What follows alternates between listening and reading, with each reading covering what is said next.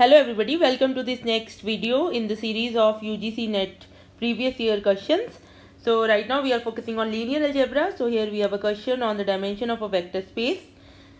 So it is an interesting question, and you see what is the statement that you have W is PB, where P is a polynomial with real coefficient. P is all, like P can be any polynomial. The only condition is it should be having real coefficients, and B is this 3 cross 3 matrix. So you see, so what you have here is a set.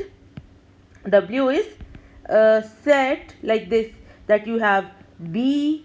For example, I have, if my Px is 1 x, then Pb will be B. If your Px is say 1 plus x, then the element corresponding element here will be 1 plus I plus B. If your P of x is say 1 plus 2x plus x to the power 7, then here your element will be 1 plus 2, in place of 1 you will have identity 2b plus b to the power 7, and so on. So this is basically polynomials where you are, instead of x you have a matrix B. So these are numbers, right? Okay, so this is your space, right? Vector space. Now you are asked to find out the dimension of this vector space, right?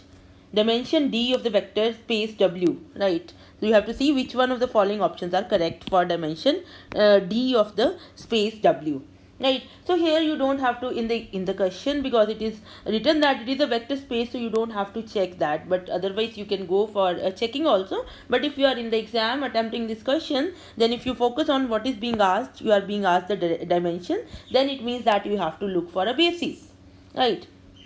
Now you see here, if you look at this thing, there should be something which should come into your mind, that how these elements will look, because there is no constraint on the degree of the polynomial. So you can have a 100-degree polynomial. So these are actually, if you look at the naively look at this, you will get a feeling that this is infinite dimensional, but it is not so. Why? Because you see here B is a matrix, and you have a matrix satisfies its characteristic equation. So using the Cayley-Hamilton theorem, from the Cayley-Hamilton theorem,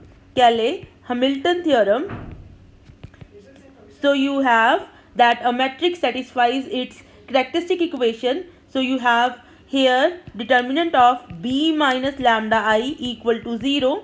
So you have its characteristic equation minus lambda 1 0 0 minus lambda 1 1 0 minus lambda equal to 0. So you write its characteristic equation, it will be minus lambda into lambda square, then you have minus 1 into minus 1 equal to 0. So its characteristic equation here is, minus lambda cube plus 1 equal to 0, that is lambda cube minus 1 equal to 0. So this is the characteristic equation. Now Cayley-Hamilton theorem says that every matrix satisfies its characteristic equation. Every matrix satisfies its characteristic equation.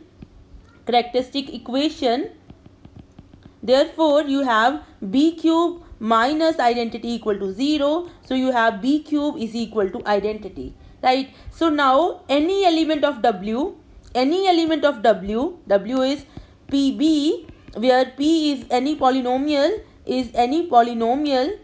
so any element here looks like A0 I plus A1 B plus A2 B square plus A3 B cube plus so on A4 B raised to power 4, and so on. We don't know the highest power, and there is no restriction. But now you see, what is this B cube? B cube is identity from this Cayley-Hamilton theorem. Now what will be B raised to power 4?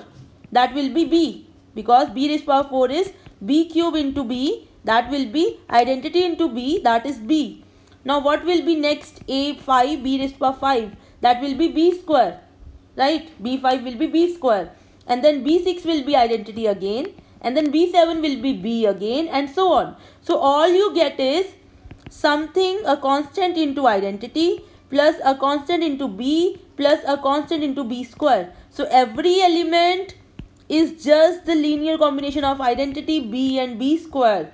Identity B and B square. This spans W. Also this is linearly independent. Therefore, dimension is 3. Dimension is 3. Now, if the dimension is 3, let us see what option is correct. So, this first option is correct or not? No, because dimension is 3. This option is also not correct. This is correct option and this is correct option. So, C and D are the correct options for this particular problem. So, you see here we are using an interesting Cayley-Hamilton theorem for finding out our options. Thank you for watching this video. Please subscribe to this channel and share this video with